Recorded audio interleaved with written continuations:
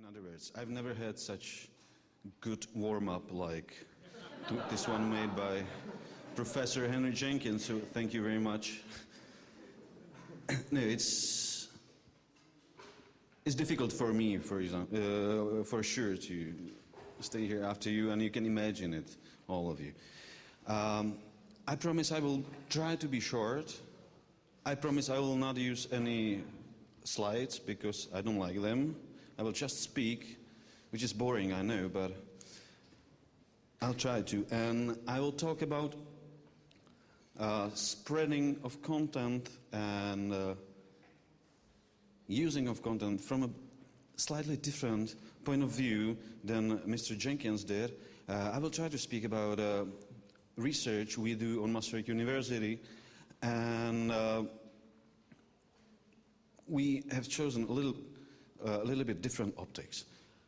And I'm glad that I see here in this audience many of our students, and especially those students who cooperated on our researches, who conducted the researches, because without them, and I will name them here, there will be nothing of what we do. So, 3 or 4 years ago, we started a series of qualitative inquiries into new media and into the issue of new media in everyday life. And we started to do it with a focus on the issues that have been, let's say, thought through by mostly British authors like David Morley and Roger Silverstone and the others who wrote about television in everyday life. And the idea we had was that something happened in our everyday life. And partly I talked about that on the conference we had 2 months ago. And today I will focus on something different. Because during those 3 or 4 years, and we have at the moment like almost 20 pilot studies, qualitative, partly ethnographically shaped qualitative studies. And this is a lot of studies. This is a lot of data, I think, at the moment. We have encountered again and again 2 simple but important questions. And these questions are,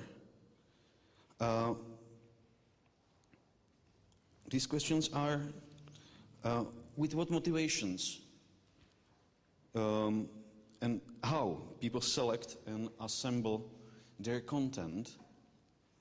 And one of our students, or ex-students, in his research used a word for it. He called it curation, which is in a title. It is Jiří Fiala. He's there somewhere. He's the star.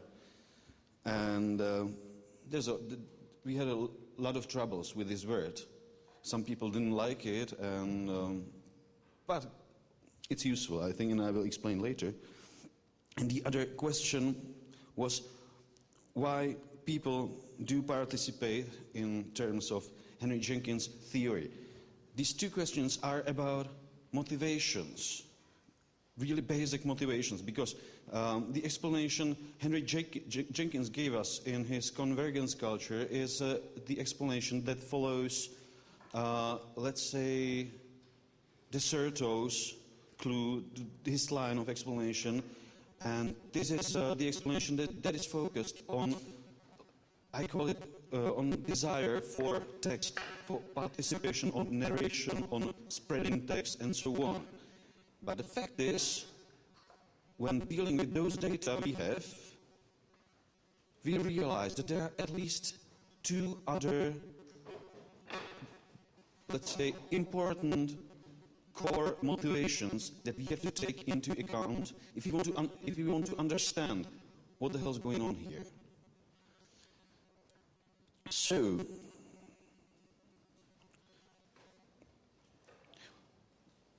two questions, 2 words: participation and social curation of content. Well, the participation, we've heard about it now, and I think all of you know what's going on.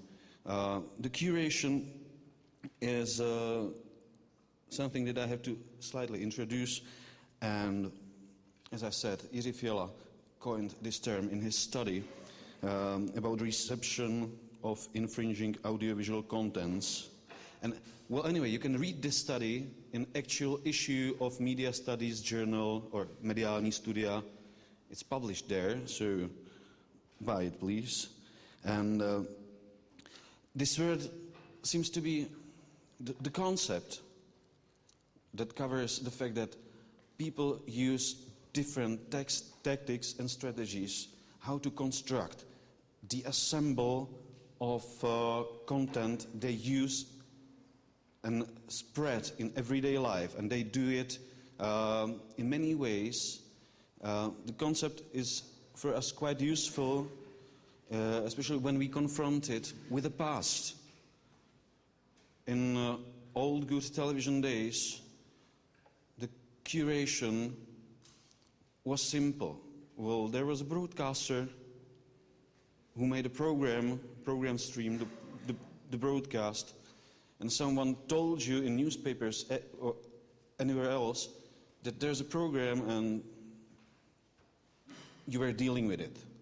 You had newspapers with the content, several newspapers, and you were dealing with it. But the situation was quite simple, and we didn't have in media studies, we didn't feel necessary to deal with it much. However, the current situation is slightly different, and you can see it. Every morning you sit in front of your computer, you turn on your Facebook, your Twitter, and what you do is that some of you, it's what I do. Now I'm talking about me, okay. I'm sitting there, smoking my first cigarette and drinking my first coffee, and reading what my friends shared on Facebook. Articles, stupid pictures of cats. Well, that's my weak point, but sure, why not? And I read what they share on Twitter, and I use it instead of my older RSS channel at the moment. And this is the way mostly how I get to other contents like TV series and so on. Oh, mostly I ask my sister, she's here as well. She's one of these researchers anyway. And I ask